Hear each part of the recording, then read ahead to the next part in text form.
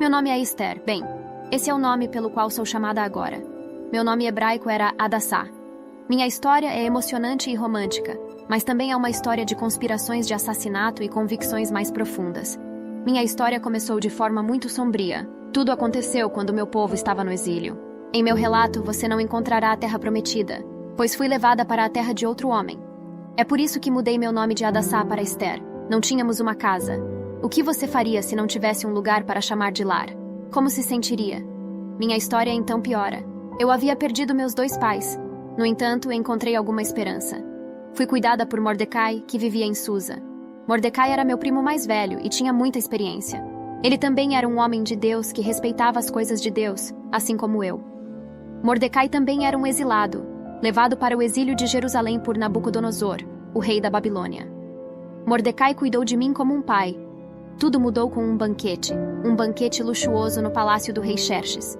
O rei Xerxes reinava da Índia à Etiópia, e no 3º ano de seu reinado, ele realizou um banquete para todos os seus oficiais e sua comitiva, os oficiais do exército da Pérsia e da Média. Os nobres e os funcionários das províncias estavam todos presentes. Durante 188 dias, ele exibiu a vasta riqueza de seu reino, e o esplendor e a glória de sua majestade. Quando esses dias terminaram, o rei ofereceu um banquete que durou 7 dias no jardim fechado do palácio do rei. Havia sofás de ouro e prata sobre um pavimento de mármore. Foi um grande evento. O rei instruiu todos os copeiros a servirem cada homem o que desejasse beber. A rainha também ofereceu um banquete para as mulheres no palácio real do rei Xerxes. Seu nome era Vasti. Em um determinado dia, quando o rei Xerxes estava animado pelo vinho, ele ordenou a seus servos que trouxessem a rainha Vasti usando sua coroa real para exibir sua beleza para o povo e os nobres, pois ela era deslumbrante de se olhar. No entanto, a rainha Vasti se recusou a comparecer quando os servos entregaram a ordem do rei. Então, o rei ficou furioso e enfurecido. Após consultar seus conselheiros sábios, o rei foi informado de que as ações de Vasti dariam um mau exemplo para as damas que viviam em todo o reino. Então, um dos homens sábios respondeu na presença do rei e dos nobres.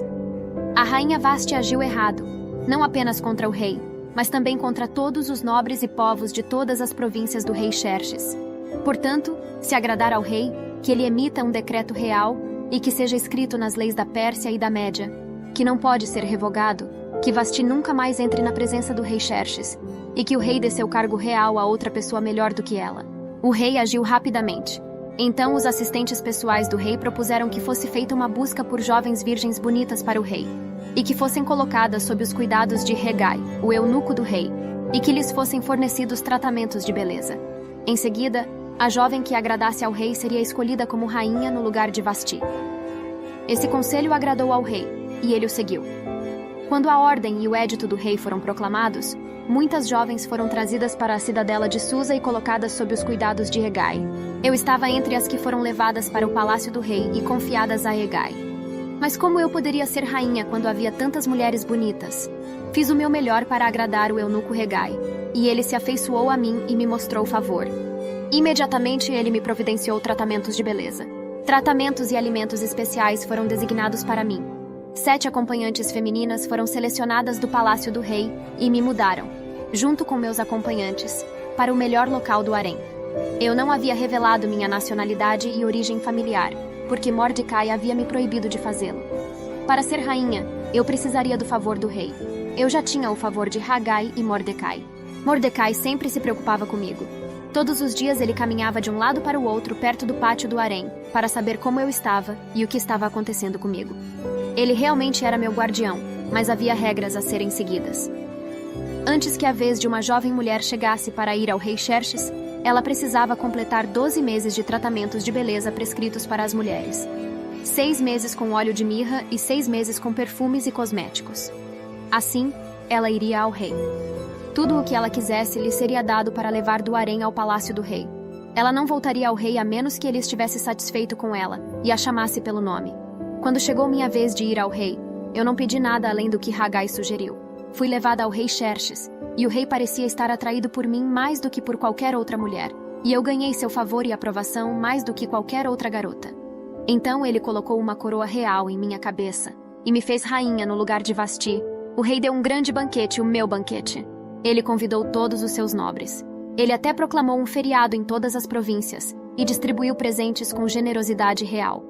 Tudo estava indo tão bem até eu descobrir a verdade sinistra sobre um homem vil chamado Hamã. Ele odiava meu povo tanto que buscava nos exterminar da face da terra. O rei Xerxes havia honrado Amã, elevando-o e dando-lhe um lugar de honra acima de todos os outros nobres. Todos os oficiais reais na porta do rei se ajoelhavam e honravam Amã, mas meu primo Mordecai se recusava a se ajoelhar ou prestar homenagem a ele. Os oficiais reais na porta do rei perguntaram a Mordecai por que ele desobedecia ao comando do rei dia após dia. Falaram com ele, mas ele se recusou a obedecer. Isso era Mordecai. Eles contaram a Hamã tudo isso para ver se o comportamento de Mordecai seria tolerado. Ao contrário de mim, eles sabiam que ele era judeu. Quando Amã viu que Mordecai não se ajoelhava nem lhe prestava homenagem, ele ficou enfurecido. Porém, depois de descobrir quem eram o povo e a origem de Mordecai, ele desprezou a ideia de matar apenas Mordecai e passou a buscar uma maneira de destruir todo o povo de Mordecai. Mordecai se recusava a se curvar a um mero homem. O temor a Deus superava qualquer medo humano. A lei de Moisés não proibia mostrar o devido respeito àqueles no poder, mas proibia a adoração de qualquer outro além de Deus. Monarcas orientais frequentemente exigiam tal adoração. Os colegas de trabalho de Mordecai buscavam ganhar o favor aos olhos de Hamã ao apontar sua recusa. Hamã era um homem muito egocêntrico, e a visão da flagrante falta de respeito de Mordecai o incomodava. Ele ficou furioso além da razão. Em vez de lidar apenas com Mordecai, ele colocou em movimento um plano para aniquilar todos os judeus no reino. O primeiro passo de Hamã foi lançar sortes para determinar uma data adequada para a execução em massa. Por uma coincidência aparente, a data indicada era quase um ano depois, e a sorte caiu no 12º mês. Então, Hamã enviou uma mensagem ao rei Xerxes. Em seguida, Hamã se aproximou do rei com um relatório inflamatório sobre o povo de Mordecai, retratando-os como uma ameaça ao reino. Ele instigou que um decreto fosse emitido ordenando a extinção deles. O rei tirou seu anel de sinete do dedo e o deu a Hamã. O rei disse a Hamã para fazer com o povo o que quisesse, de acordo com a lei dos medos e persas. Uma vez emitido, esse decreto nunca poderia ser alterado ou revogado. O rei Xerxes selou o decreto de morte com seu anel de sinete, sentenciando milhares de homens, mulheres e crianças inocentes a serem sacrificados no altar do orgulho de Amã. Cópias da ordem de execução foram enviadas com grande minúcia, reservando o 13º dia do 12º mês para a atrocidade. Uma cópia do texto do édito seria emitida como lei em cada província e divulgada às pessoas de todas as nacionalidades, para que estivessem preparadas para aquele dia. O rei e Amã se sentaram para beber, mas a cidade de Susa estava perplexa. Meu povo ficou atordoado quando as notícias se espalharam por toda a terra. Sempre há tristeza onde o mal reina. Mordecai vestiu-se de luto e lamentou pela cidade até chegar ao portão do rei, onde ele não podia entrar, pois o pano de saco não era permitido na presença de sua majestade. Ele sabia que era o principal alvo do ódio de Hamã. Em cada província para a qual chegava o édito e a ordem do rei, houve grande lamento entre os judeus, com jejum, choros e lamentações. Muitos se vestiram com saco e cobriram-se de cinzas. Quando meus eunucos e servos masculinos vieram e me contaram sobre Mordecai, fiquei angustiada. Chamei Ataque, um dos meus servos, e ordenei que ele descobrisse o que estava perturbando Mordecai e por quê. Então, Ataque foi até Mordecai na praça aberta da cidade, em frente ao portão do rei. Mordecai lhe contou toda a história. Ele também lhe deu uma cópia do texto do édito de Hamã, que havia sido publicado em Susa, para mostrar e explicar para mim. Ele me instruiu a ir à presença do rei para pedir misericórdia e suplicar por meu povo. Como o costume proibia que eu deixasse meu confinamento no palácio, enviei um servo para levar algumas roupas para vestir Mordecai, para que o rei não o visse de pano de saco.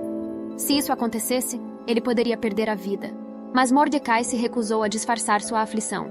Respondi a Mordecai, lembrando-lhe que era uma ofensa capital aparecer diante do rei sem ser convidada, a menos que o rei poupasse a vida do intruso, estendendo o cetro de ouro.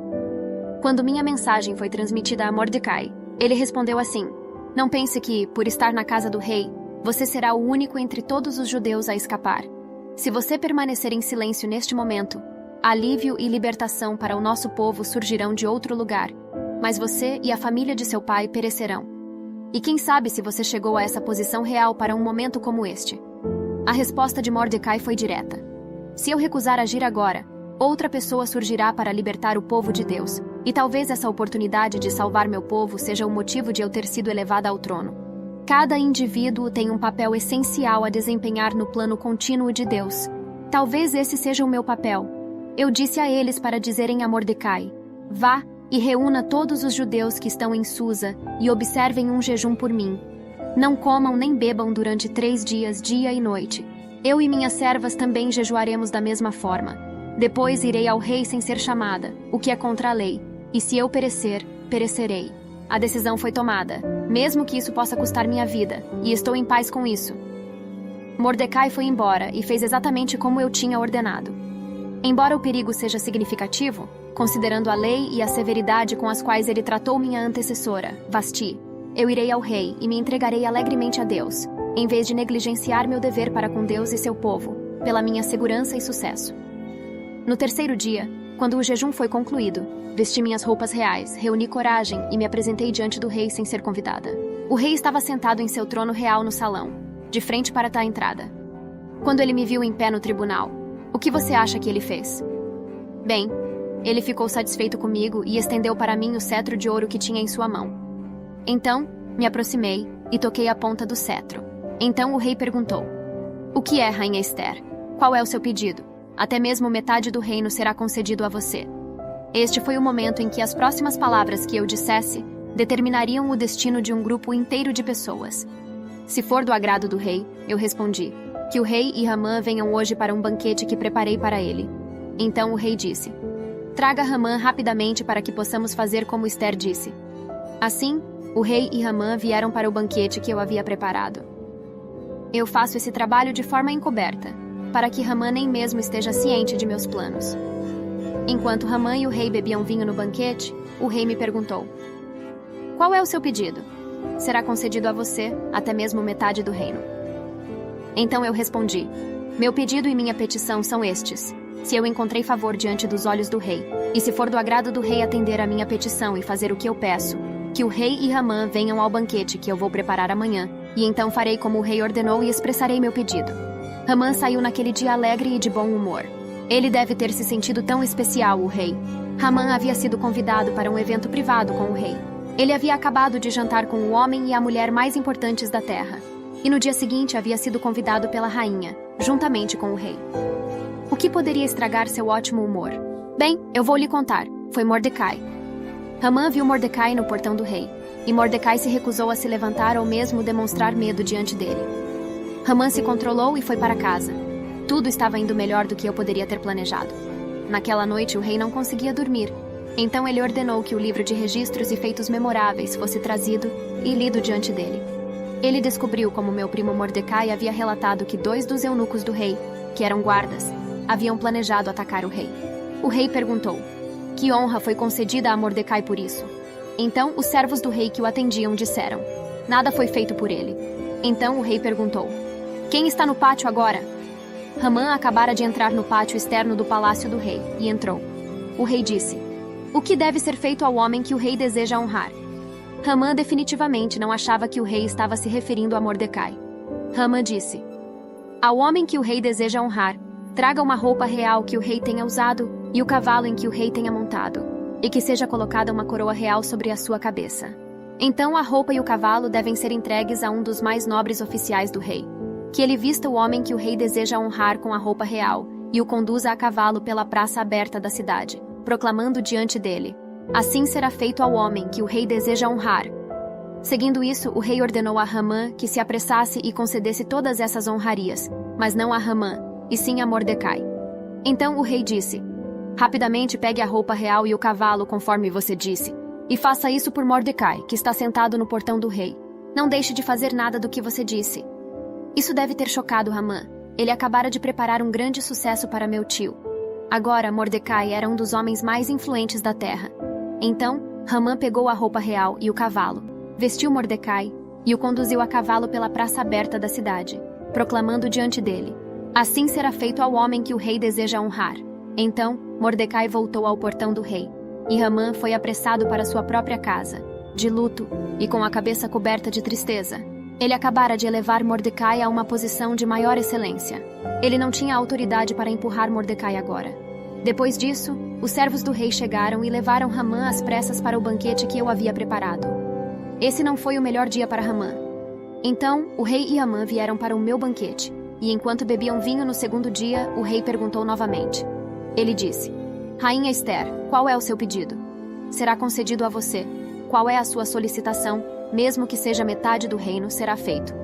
Então eu respondi: Se encontrei favor diante de vossa majestade, e se for do agrado do rei, conceda-me a minha vida. Esta é a minha petição, e poupe o meu povo.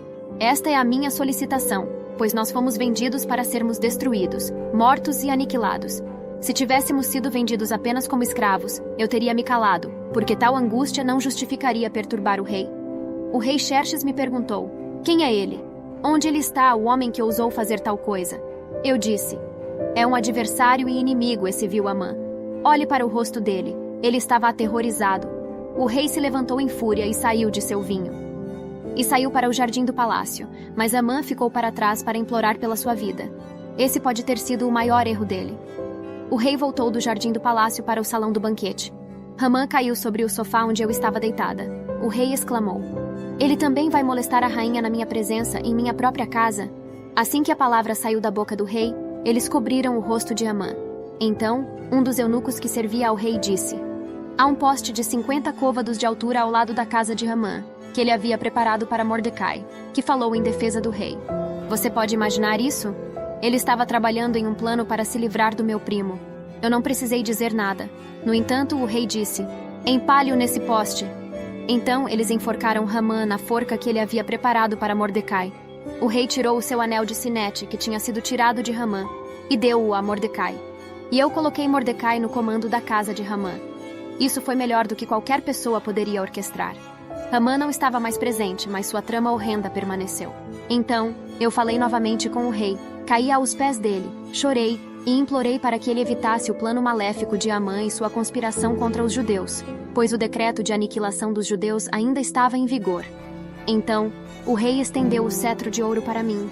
Então eu me levantei e fiquei diante do rei. Então eu disse: Se for do agrado do rei e se encontrei favor diante dele, e se a questão parecer correta aos olhos do rei, e se eu for agradável em sua presença, que seja escrito para revogar as cartas que Amã escreveu para destruir os judeus em todas as províncias do rei. Pois como posso suportar ver a tragédia que acontecerá ao meu povo? Ou como posso suportar ver a destruição dos meus parentes?